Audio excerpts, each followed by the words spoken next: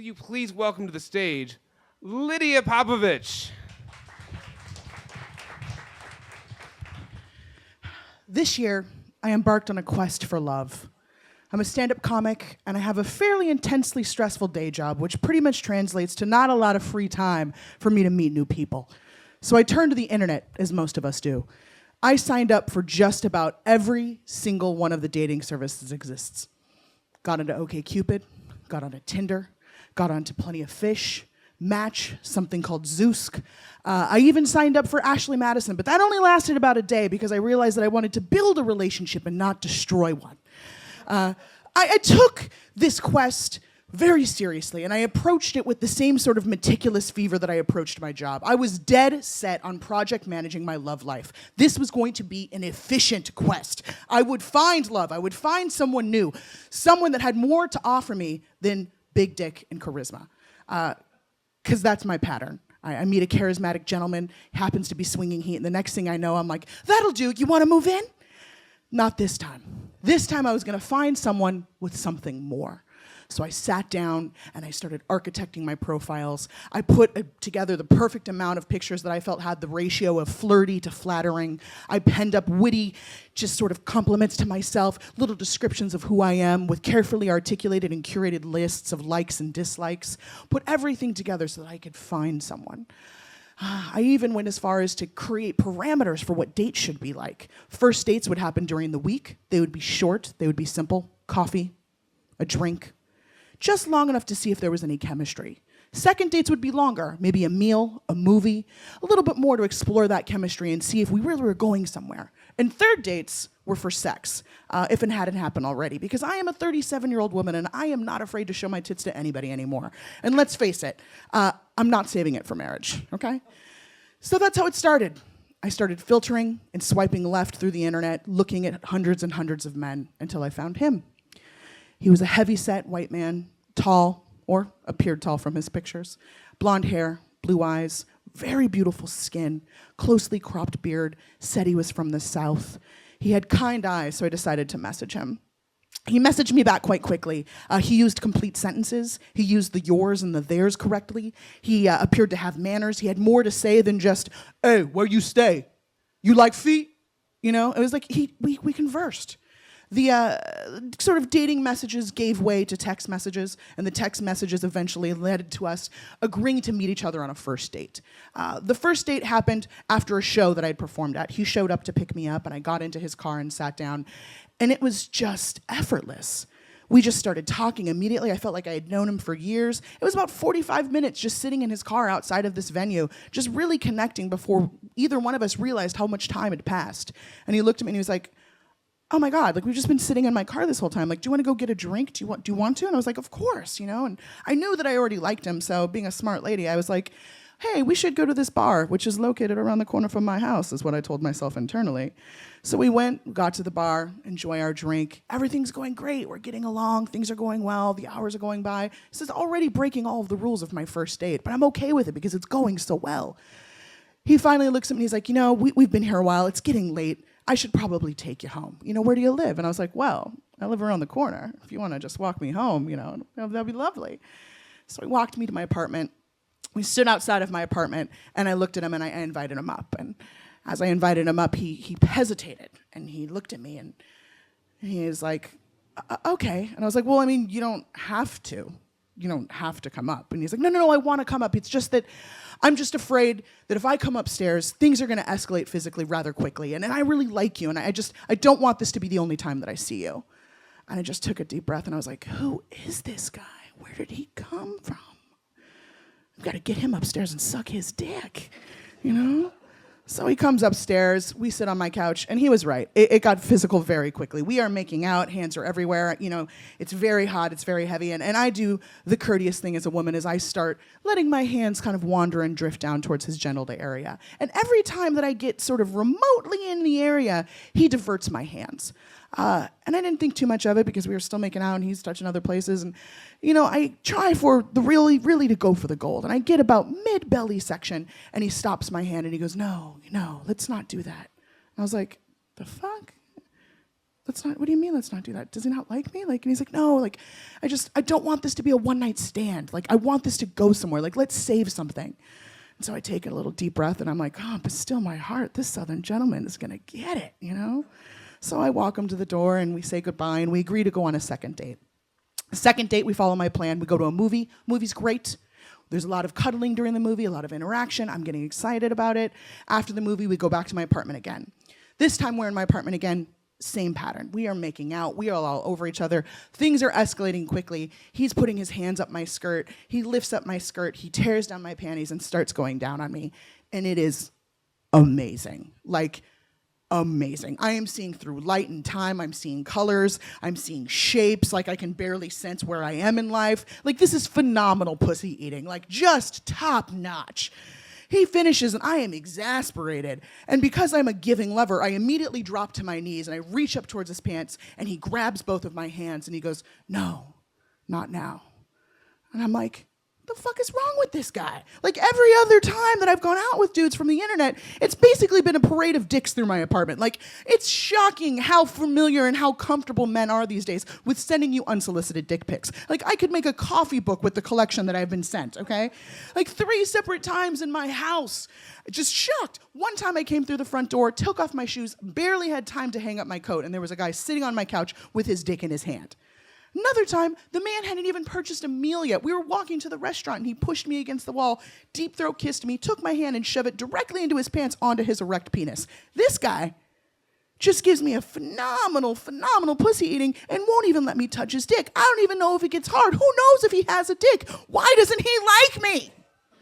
You know? And he explains again, you know, I really like you. You know, let's not rush things. You know, let's go out again. Let's just see each other again. So I agree to go out with him for a third time. But before this third date, I'm really fucked up. Like, I'm really confused because I do really like this guy. But, you know, the human part of me is wondering why he won't let me touch his dick. Like, he's gone down on me. It was amazing. Why can't I see it? And so, of course, I go to solve the problem like most women in their 30s do, which is over brunch with your girlfriends. And I'm talking to my girlfriend, and I'm explaining to her how wonderful this guy is, and, you know, how nice he is, and how different he is, and, you know, how great he is at eating pussy, and how he ate my pussy, and he wouldn't, you know, but he wouldn't let me suck his dick. And she's kind of listening to me, and she's like, huh, have you ever thought maybe he's not who you think he is? And I was like, what are you talking about? Like, is he a felon or something? Like, what do you mean? He goes, she's no, like, maybe he's not, like, a natural man. I was like, what? She's like, maybe he's trans. Why else? I mean, guys are dick-centric. Why else would he be diverting you from his dick? And I was like, holy shit, I never thought about that. She's like, we're in San Francisco, honey. You need to expand your mind. And I was like, you know, and as soon as you hear something like that, I just immediately start focusing on all the things. I'm like, he does have kind of not that deep of voice. His skin is fantastic. His beard's not that thick. He did not let me touch his dick. He is really good at eating pussy. Holy shit, maybe he's trans. You know, and my girlfriend sees me just like taking this all to heart, and she stops and she's like, Lydia, I'm fucking with you. Like, I'm sure it's something else. Like, just relax. And I'm like, no, this is important. Like, I'm on this quest for love. Like, I need to ask these important questions of myself. You know, if he's truly trans, he identifies himself as a man. So why shouldn't I see him as a man? I like everything else about him. Is the only thing that's going to stop me from being with him is the fact that he's not a natural born man? Is that fair? Am I cheating myself from maybe experiencing one of the greatest loves of my life? I don't know. That thought excited me. I was excited by the thought that I was able to connect with something that I had never thought about before, that I was redefining my own ideas about love. So I immediately left that brunch and started texting and planning this third date because I need to know what's happening. So I invited him over. I told him I wanted to make him dinner and that we could watch Netflix, which, as everyone knows, is the universal sign for let's fuck. Like, nobody invites you over to watch Netflix, okay? Like, that's a pretty clear thing. So he agrees. He comes over. I make him dinner. We eat some food. We get about 12 minutes into the movie, and I immediately just am like, you know, who gives a shit about this movie? Like, let's get over here. Give mama some sugar. So we immediately start making out again. He goes down on me. Lights, colors, speaking French, languages I don't know, like the whole bit, right? Fantastic. And I'm pretty much naked on my couch and sitting on his lap, and I'm writhing about trying to, you know, elicit some sort of action. And he stops me, and he goes, I really Like, I really want to fuck you. And I was like, yes, that would be great. I would also really like to fuck you. This is an appropriate time. Yes, I've been waiting to fuck you. This is the third date. This is when we fuck. But then still kind of like keeping this trans thing in the back of my head and trying to kind of look around without being too creepy about it, and, you know, still trying to rub up against him. And I'm going for his genital area, and he stops me again. And I'm like, Jesus Christ, like, he just told me he wants to fuck me. Why can't I touch his goddamn dick, you know? And then in the back of my head, I'm like, okay, just relax. And he goes, listen, before we have sex, I need to talk to you about something. And I was like, of course, you can talk to me about anything. Like, let's have a conversation. What are you into? What's the situation? And he proceeds to explain to me that he's been having issues with erectile dysfunction. He proceeds to tell me that it's been an ongoing thing, but he's got recently has found a tool that has helped him be more successful in sustaining erections. So I was like, what do you like a pump, like a pill or something? And he goes, no, it's more of like a sheath that I put my penis into, and I kind of wear it around, and it has a harness. And I was like a strap on, and in my head I'm like, he's a man, lady. It's happening. This is the moment of truth. Are you gonna do this? You know, and I'm looking at him in the eyes, and I'm like, you gotta do it. You're here. You're committed. You're doing this. So I'm like, you know, whatever makes you comfortable, I'm willing to try it out, you know? So he says, okay, great. And I'm like, all right, well, let's take out that dick. I'll blow you. We'll put this thing on and get to business. He's like, no, like, I want to go to the bathroom and put this on, and then I'll come out. So now by this time, I'm like further fortifying my thoughts of like, he is absolutely trans. Okay, we're doing this. You're doing this. You know, he goes into the bathroom. I go into my bedroom. My bedroom is dark. And I hear him come out of the bathroom, and I can't quite see him, just the angle where it is. And the light is sort of illuminating the hallway. And as I see him come in, I see his shadow cast, and I hear him say, you know, it's okay if you laugh. And I'm like, why would I laugh? Just fucking get in here. Let's do this shit already. Come on. And he comes around the corner, and as he comes around the corner, I can see his full body, and he's standing there in all his white nakedness. And I see at this point, he's absolutely a man. Like, there's a moob situation, but those are not lady tits. Like, this is definitely a man. And he's standing there stark naked with this weird dick sheath just hanging off of his body, just awkwardly. And I'm like, all right, get in here. Let's do this. I'm okay. He's definitely a man. I guess he really does have erectile dysfunction. I'm about to fuck this dude with a dick sheath. Okay, let's do this. So I laid him down on my bed and climbed on top of him, and we start attempting to have sex. And I say attempt to have sex because it is awkward at best. It is probably the most uncomfortable and worst sex I've ever had. We just can't still really seem to find a rhythm. Things are very awkward. It keeps slipping out. He didn't bring lube. Like, he just was obviously not proficient at using this thing. And I'm just like thinking to my whole self, God, this is terrible. Like, this is better for you. This is terrible for me. And the whole time, all I want to do is just dismount and climb on top of his face because he knows what he's doing with his face. So we awkwardly end the sex. And he jumps out of my bed like it's on fire. Basically grabs his clothes, puts his clothes on as fast as humanly possible, and he's sitting in my living room. I put on a robe, and I'm going into the living room, and I see him sitting there, and he's just the opposite of the person that I had been enjoying. He just seemed humiliated, and he seemed just sad and seemed lost and confused. And I sat down next to him, and I was like, hey, like, what's wrong? You know? And he's like, I just feel like that was terrible, and this is just so awkward, and it's just, you know, so humiliating, and I just wish that would have gone better, and I just don't know what to do. And we talk a little bit, and I try to make him feel better, but basically I just want him off my couch. Like, I want him out of my house so that I can process what just happened. So I get him to leave, and he leaves, and he before he leaves, he's like, you know, do you want to see me again? And I say yes, but I'm not quite sure if I want to in the back of my head, but I just kind of want some alone time. And he leaves the apartment, and I just kind of sit there, and about 3 days goes by, and I don't hear a single word from him. And I start getting a little irritated because I'm like, the nerve of this dude.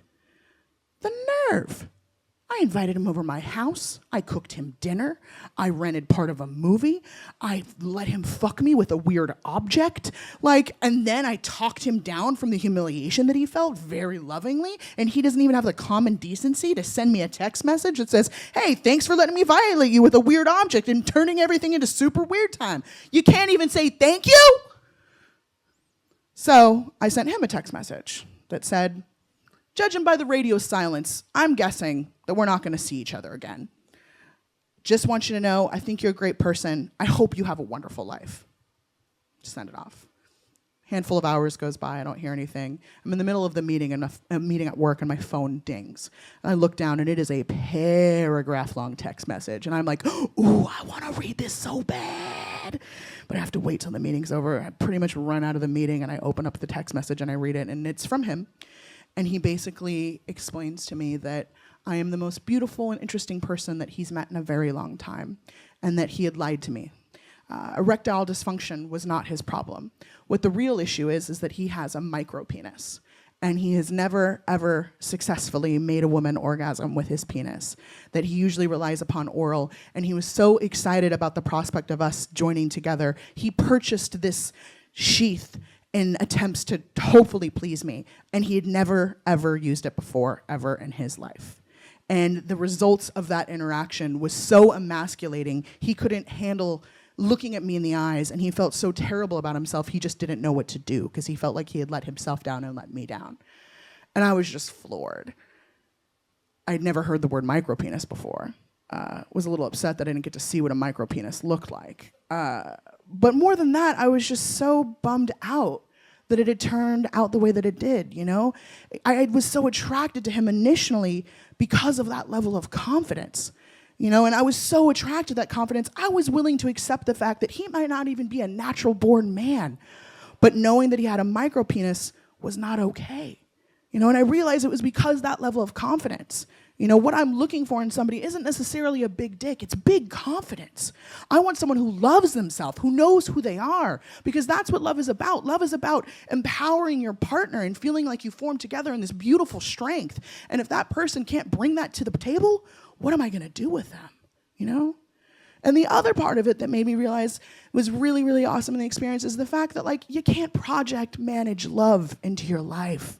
Love is a cosmic force. Love can't be scheduled in to be available on Tuesdays from 3 to 5. Like, you have to put yourself out there and just be willing to accept and appreciate love in your life and just hope that someone sends you that confident, charismatic person, and maybe as a bonus, he'll have a big dick.